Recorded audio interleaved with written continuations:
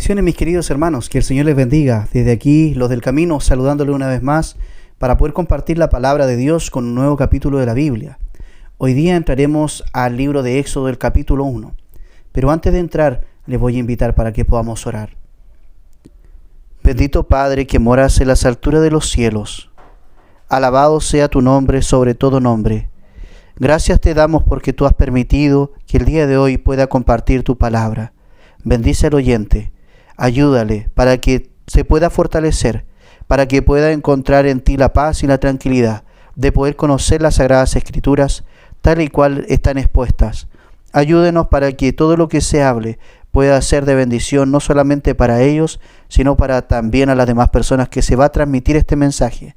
Todo esto lo pedimos humildemente, en el nombre de Cristo, nuestro Salvador personal. Amén. Muy bien, hoy día veremos un poco de la historia inicial acerca del pueblo de Israel. Una vez que muere José, ¿qué es lo que sucede? Para poder comprender de que no es el hombre el que prevalece en la historia, sino es Dios quien está detrás de cada varón, de cada mujer. Veremos también algunas cosas muy sensibles, algunos puntos muy sensibles, muy delicados de poder entender, pero que cuando se logran entender conforme a la palabra de Dios, entonces toman de por sí un mejor significado. Vamos al libro entonces de Moisés, Éxodo capítulo 1, versículo del 1 en adelante. Vamos a ir comentando en el proceder. Estos son los nombres de los hijos de Israel que entraron en Egipto con Jacob. Cada uno entró con su familia: Rubén, Simeón, Leví, Judá, Isaacar, Zabulón, Benjamín, Dan, Neftalí, Gad y Aser. Hasta aquí tenemos 11 personas. Todas las personas que nacieron a Jacob fueron 70, y José estaba en Egipto. Y contando a José, se cuentan entonces los 12 hermanos. Y murió José y todos sus hermanos y toda aquella generación. Entonces, este primer paso yo alabo a Dios porque Él permite que nosotros podamos comprender, teniendo la sabiduría, que nosotros no debemos de poner los ojos en las personas.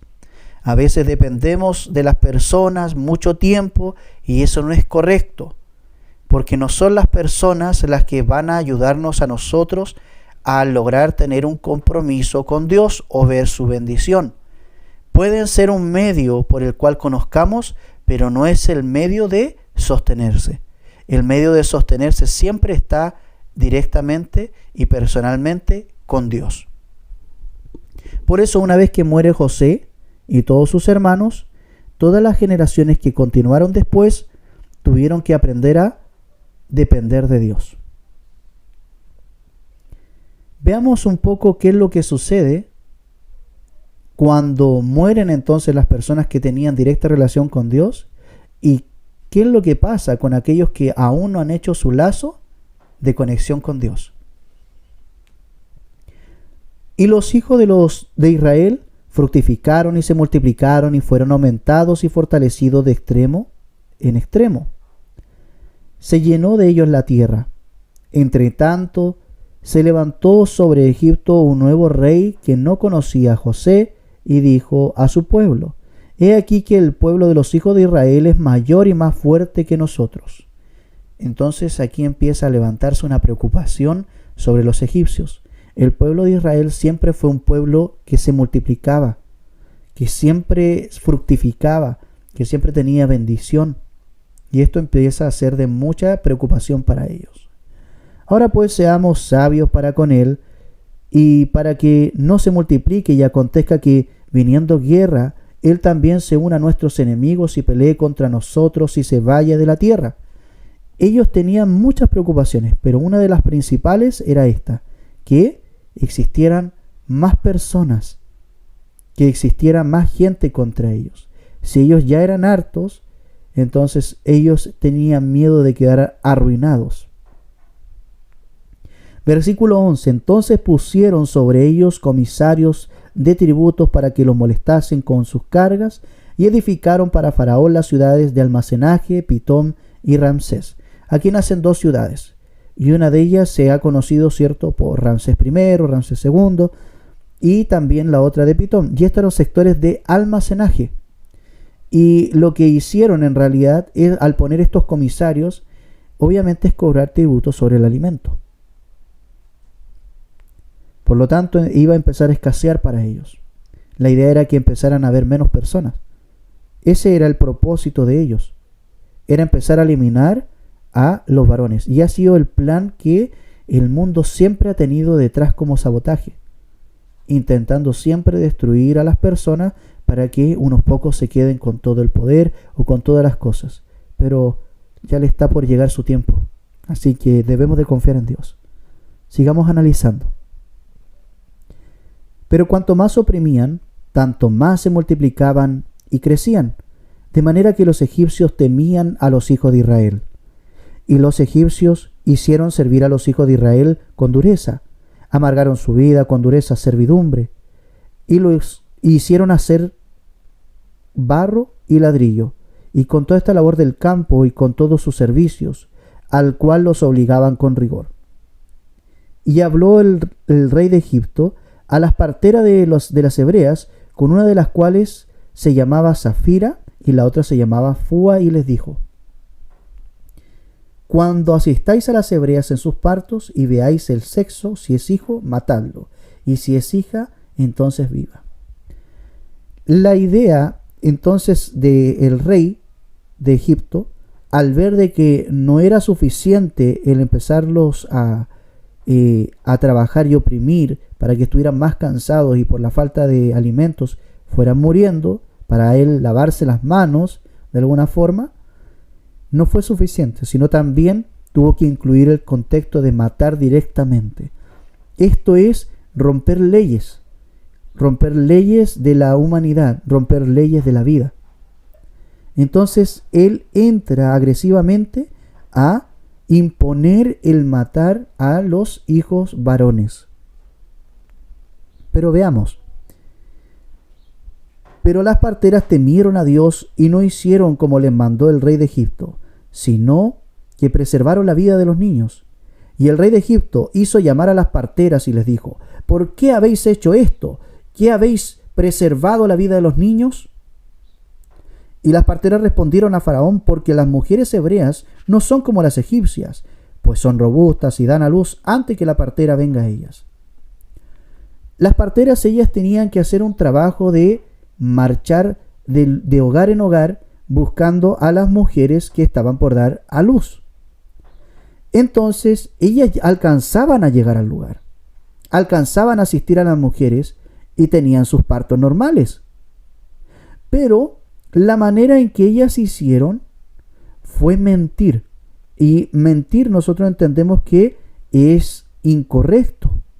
Pero ellas la hicieron para poder preservar la vida de los hijos, que eran hijos de Dios, que eran hijos del pueblo prometido, donde algún día iba a salir el Mesías, el Cristo.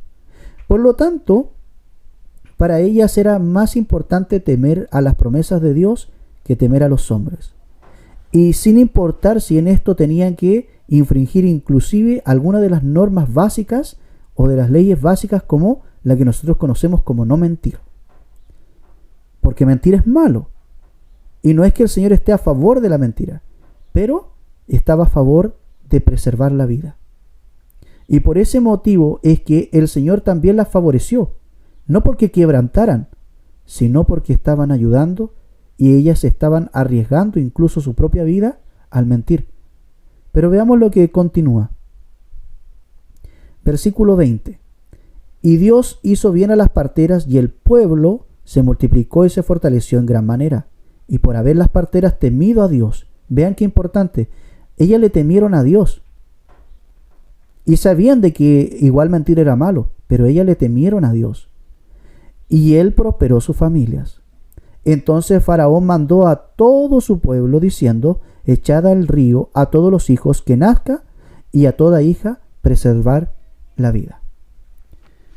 Obviamente que para poder él tener cierto favoritismo, al tener mujeres, él se veía próspero, porque las mujeres son las que ayudan para poder tener más hijos. Entonces, si había más mujeres que pudiesen estar siendo impulsadas por ellos, que a veces tenían lamentablemente que llegar a ser para usos incorrectos, ¿cierto?